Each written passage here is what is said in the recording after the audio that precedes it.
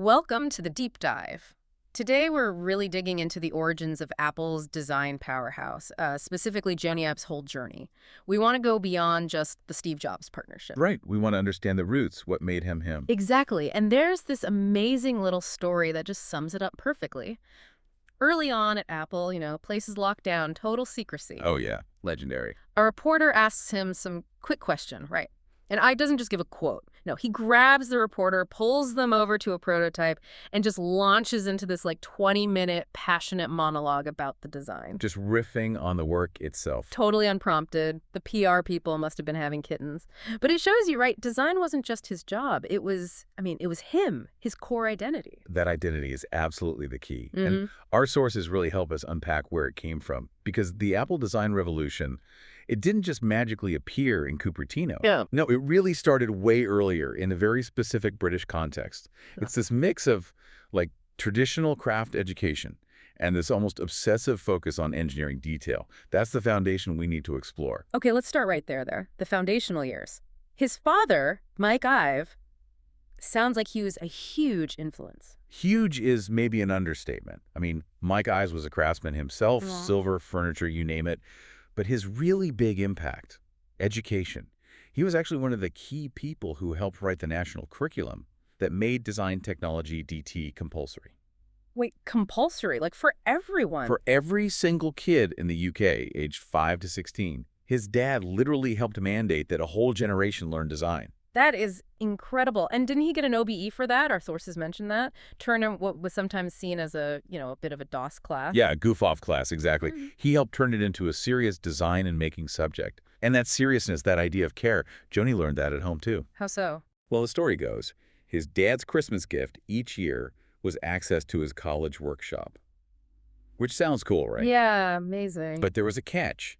Jony had to draw, by hand, exactly what they planned to make before they could start. Wow. Yeah. And that hammered home this core belief.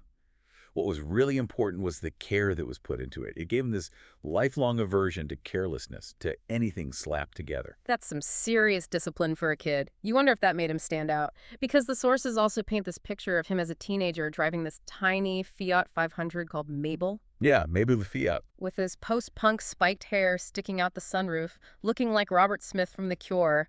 It's such a contrast to the minimalist Apple vibe we know now. It really is. It shows the personality, the flair was there, even while his brain was already wired for this intense precision. And his academics back that up. He took this really unusual mix for his A-levels. Those are the big pre-university exams in the UK. What did he take? Design technology, obviously, but alongside chemistry and physics. Not a common combo. He graduated in the top 12% nationally. So for him, design wasn't just art.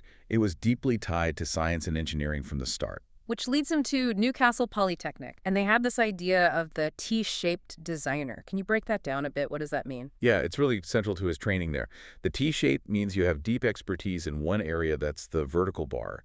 For Ive, that's design and making. Okay. But you also need broad understanding across related fields, the horizontal bar. Things like manufacturing, materials, user psychology, empathy. You need both depth and breadth. And Newcastle pushed that how? Their course had this sandwich structure. It meant you had to do 2 proper work placements, like internships, not just one. So students came out with actual practical skills, understanding the whole design process, not just theory. And even early on, he was showing that T-shape, right? That A-level project, the overhead projector, the hydraulics folded out almost with a sigh.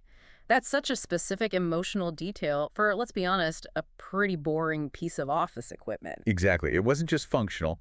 It had this consideration for the user's interaction, the sensory feedback, and people noticed that focus right away. Yeah. Philip Gray from Roberts Weaver Group, RWG. Yeah. He saw Ive's student drawings, apparently detailed sketches of toothbrushes, of all things, and was so blown away he sponsored him. Said he'd never done that for any other student.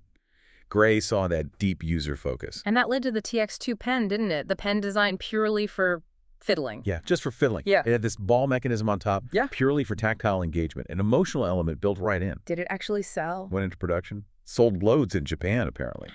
And that's one of the first times colleagues started talking about objects having a certain Joniness. Ah, there it is, that Joniness, that tactile quality. That invitation to touch, to interact. And that whole idea really peaked with his final university project. an intelligent ATM. What made it intelligent or, well, special? It wasn't about fancy tech back then. It was about the design. Super clean, white plastic, really minimalist. But the judges noted the finish, the detail, the care.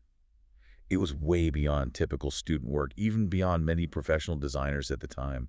Won him a big award. But maybe the best story capturing his process is after he graduated. His friend, Clive Grenier, visits his tiny apartment. Oh, this is classic Ive. Yeah. And finds it crammed with over 100 foam prototypes of one single telephone design. 100 models. Yeah. Think about that. Grenier apparently said it was like watching a piece of evolution. That's the perfect description. It really is. Yeah. Because it highlights this paradox, right? The world's moving towards digital CAD, 3D rendering, and Ive is still obsessively carving foam. Because for him, the only way to know if a subtle curve change or a slight shift in weight felt right was to physically hold it.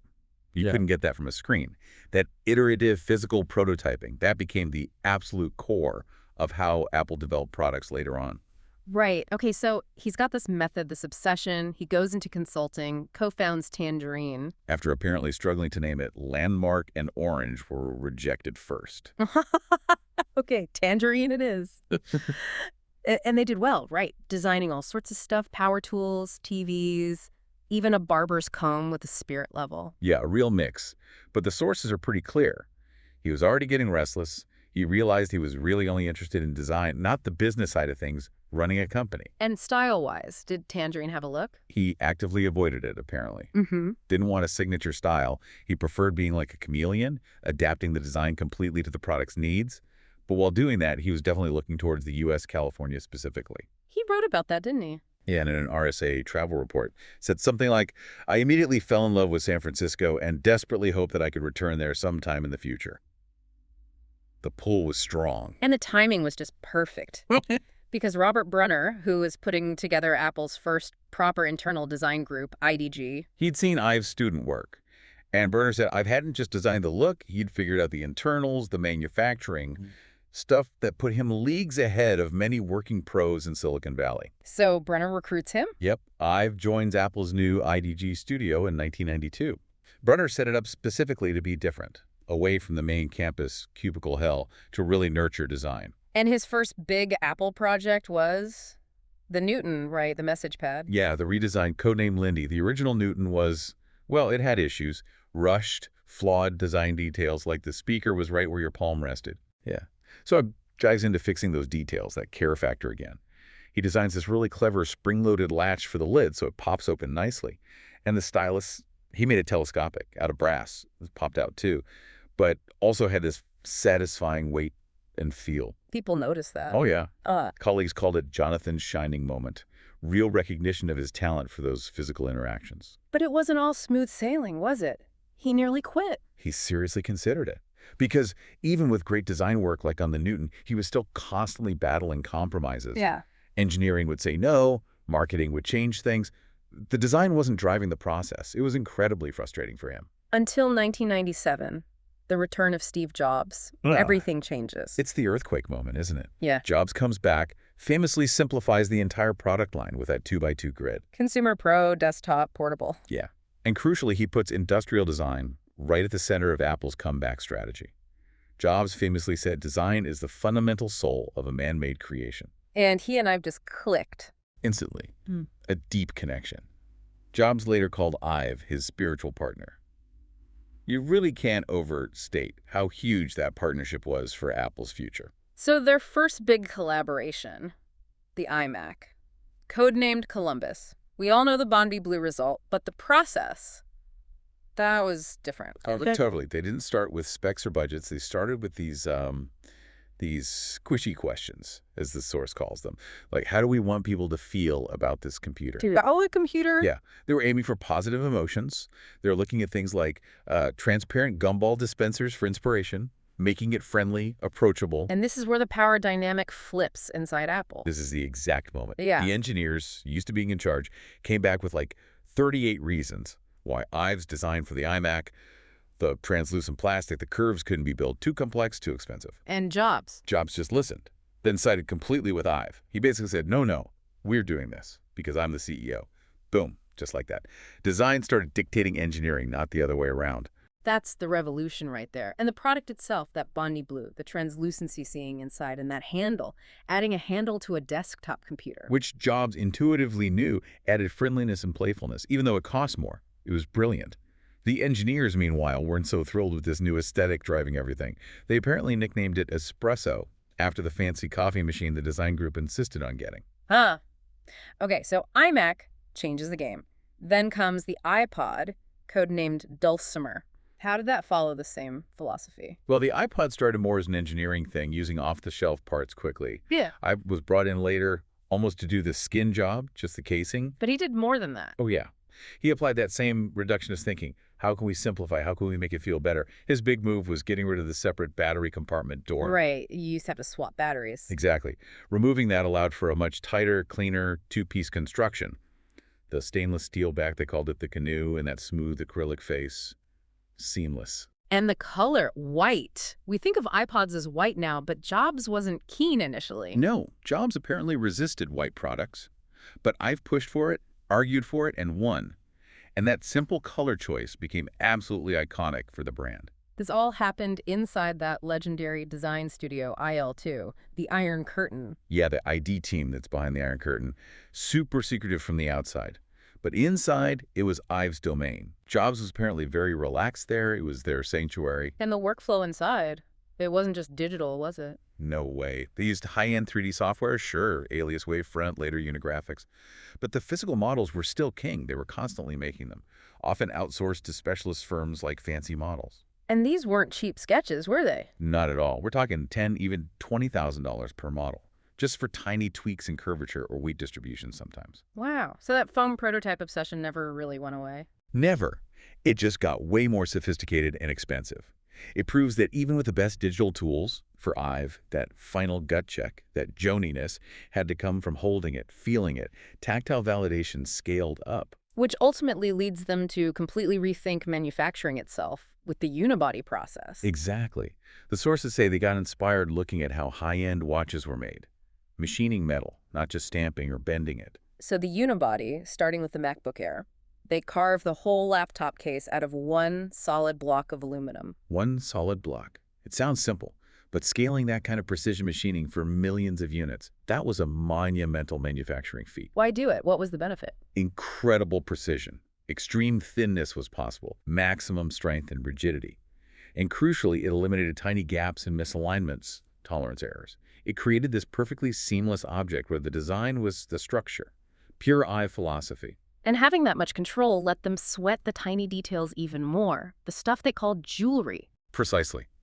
Like those laser-drilled holes for the status LEDs on MacBooks, they're invisible until the light shines through them. Yeah, I love those. It's pure craft, right? A craftsman-like approach to the industrial production process, as one source puts it.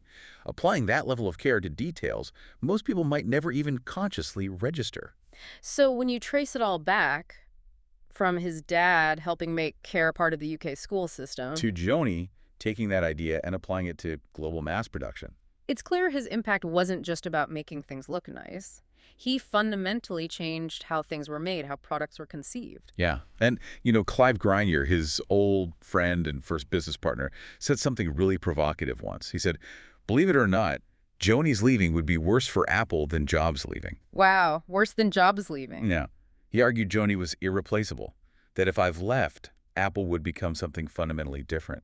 Because that design method, that culture of obsessive care he built, that's now the absolute lifeblood of the company. So for you listening, we've talked a lot about this hidden layer, this Joniness, those tactile details, the way things feel, the way they invite you to interact.